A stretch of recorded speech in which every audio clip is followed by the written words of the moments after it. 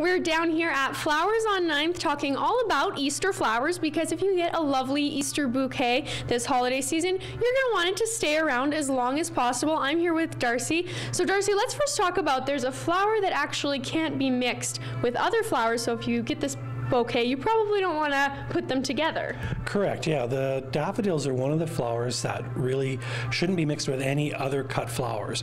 When the stems are cut, there's a secretion that comes out of the stems that is toxic to other blooms. So when we arrange daffodils in the store here, we don't mix them with anything else.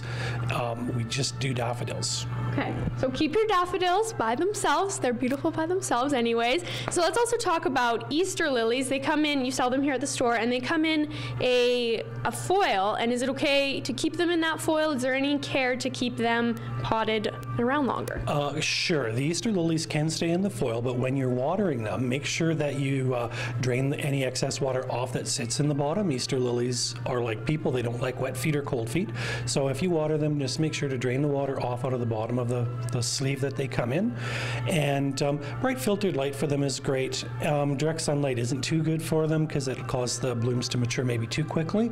But the great thing about the Easter lilies too is if you have a bit of a green thumb, you can take that bulb when it's done, pop it outside in your garden, and it could come back for you year after year. Oh, perfect. And there's another flower you mentioned that you can also plant after each year if it's another popular Easter plant, and that's hydrangeas. And they can also change color, is that correct, depending on how you plant them? Sure. Well, it used to be years ago with the hydrangeas, they came in a basic white, and then they would add either iron or things like that to the soil to cause the color to change on them.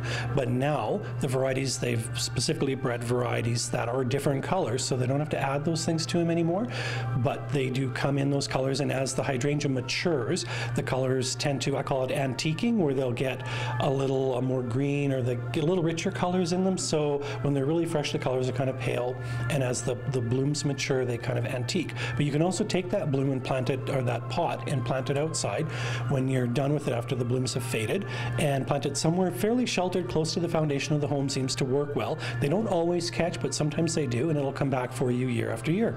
Oh, that's perfect. Now, Darcy, are you busy at this time of year? Do you find people are still buying Easter flowers for their families, their friends? Yeah, it's actually, Easter is a really good holiday for us in the smaller centers. We do a lot of Easter bouquets, Easter lilies, mixed planters. People are ready for springtime, and they want those bright, beautiful blooms, you know, to go in people's homes to remind them that spring is almost here. Some of the larger centers have seen a decline in Easter arrangements being given for the holidays, that sort of thing, but in southern Alberta and the smaller centers, we're still really in tune with those holidays, and it might be sort of the religious end of it that reminds people, you know, Easter is one of those religious holidays, so we're really busy here.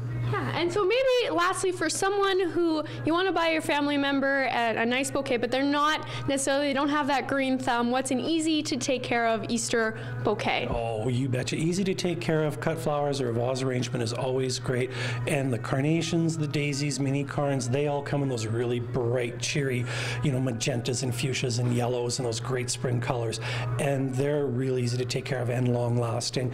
Things in a basket, you know, very seasonal looking Easter basket arrangements are quite nice, but we're also seeing a trend that people want something with a bit more of a modern twist on it. So, you know, something a little more contemporary in design style, as well as it fits into people's home decor more so. But stick with the, you know, the basics, the traditionals and the long-lasting blooms, and always remember to add water to your bouquets, whether they're in a basket or a vase. And any flowers we send out of the store here at Flowers on 9th, we send the flower food out with them. So mix that with the water according to the directions, add that to the bouquet, keep it out of direct sunlight, because that'll cause the blooms to wilt prematurely as well too, and away from a heat register or off the top of the TV somewhere where it's excessively warm. And it should last a good long time for you.